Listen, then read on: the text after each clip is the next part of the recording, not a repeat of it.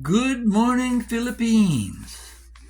Well, a recent talk about Donald Trump wanting to take over Canada prompted me to um, put together something to divulge just how much Canada has contributed to the world. And aside from pacemakers and electric wheelchairs, the Canada Arm and basketball, there's a lot of other things that Canadians have contributed to. But here's the top 10 that some of them are secret and have never been divulged before.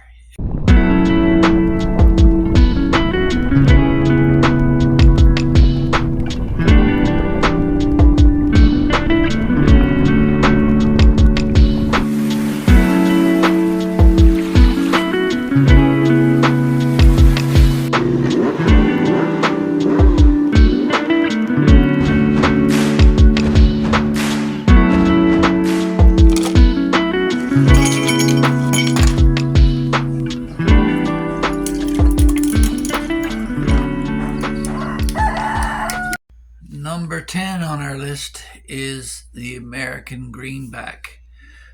Did you know that the American greenback finds its origins in Canada?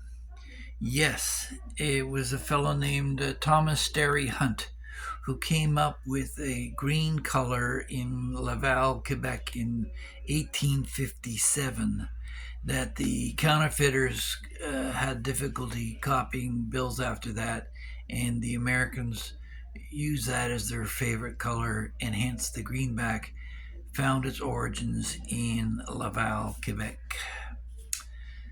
Number 9. For those of you who are concerned about pollution and the garbage bag was invented by Henry Wadsworth. You may have heard of Glad garbage bags. They first came out in 1950, and his design and invention was taken over by Union Carbide and circulated worldwide. Subsequent refinements of the garbage bag came up with a more biodegradable version, but still, it's a bane of existence for this world that Canada may not be very proud of. Number 8, Superman. Did you know that Superman came from Toronto? Yeah, he was came up with an idea from a guy named Joe Schuster in 1932, and yeah, it worked its way into the comic books and has been popular ever since, long before Marvel came around. And for all those of you who may be diabetic, you may know that insulin was discovered and created by Frederick Banting in 1921 in Toronto, and has saved countless lives ever since its invention. Number 6 is, I'm sorry, boys and girls, Columbus didn't discover America. The Norse settled in North America as early as 985 AD, 600 years before Columbus. They found whole villages in the Newfoundland area of Canada. So, yeah, sorry, Columbus, you take second place. Number 6 would be at the end of World War II. Canada had the third largest navy in the world behind the US and Great Britain. The Soviet Union's navy was in shambles at that point, but that made Canada the third largest navy in the world, and a real force to be reckoned with. Of note also is that September 10th, 1939 is an important day for Canadian historians, in that was the day that Canada declared war against Germany, and America would not show up for a couple of years later after the Japanese bombed Pearl Harbor, which, interesting enough, on a side note, was not provoked, they say, but there were sanctions put upon Japan for quite some time prior to that, and at the time the president had the warships, some of the warships, leave the port because he expected an attack, and the Americans had actually spotted the Japanese Zeros coming in on radar, but didn't fire upon them. So it wasn't a complete surprise. Number 4. Hi, guys. If I could just interject for a moment here and thank all the new subscribers who joined us and ask you to consider subscribing if you haven't in the past. It costs you nothing, and try it out. See what the topics I cover, if it's of interest to you.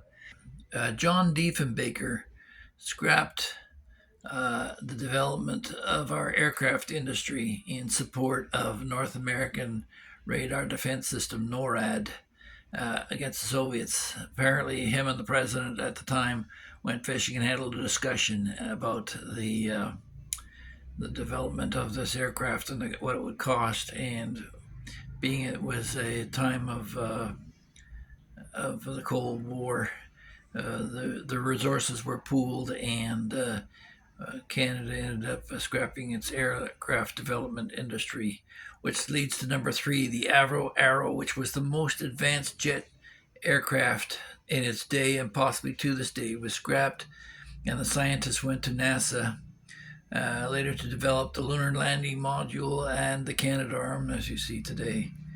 So Canada was instrumental in the development of space exploration for NASA. Number 2 is that the cruise missile tests were done in Alberta and the Northwest Territories in Canada because it matched similar terrain in Russia and the Soviet Union, where they did trials for the cruise missile. But before that, unbeknownst, it was top secret at the time, there were nuclear anti-ballistic missiles in Alberta, Canada, that no Canadian ever knew about. And it only came out in a National Geographic report years later, and now it's public knowledge that yes, Americans did have nuclear weapons in Canada. And number 1 is the St. Lawrence Seaway, built in 1959 jointly between Canada and the Americans. In 2020, 37 million tons of cargo went up that river, and its total value is over $59 billion, supporting over 60,000 jobs both in Canada and the United States. What people don't know is that there's a provision within the Seaway Agreement that if Canada ever splits up and it becomes a problem, the Americans have the right to move in for the protection of their asset and claim 20 miles each side of the whole seaway system in order to protect it. So that would effectively eliminate the island of Montreal, and it would become an American city. So those are my top 10 things that you may have never heard about in Canada. There's been lots of others. I mentioned previously about peanut butter and electric wheelchairs and pacemakers, all coming from Canada. And in fact, basketball, the American sport, was developed by a Canadian gym teacher who went down to Massachusetts and set up the game with the students there. So hopefully you enjoyed this. We try to provide something a little bit different and relative to current events. With all this talk about invading Canada, it's I wouldn't worry about it, boys and girls. It's just a negotiating tactic because don't forget, Trump has to go and lock horns with Vladimir Putin, and he's I think trying to get Putin to think in terms of when you invade your neighbor, it has repercussions. Who knows? This guy's a real piece of work in terms of how he thinks, but hopefully it'll all come out for the good. So thanks for joining us. Hope you'll join us in the next one. Don't forget to like, share, and subscribe.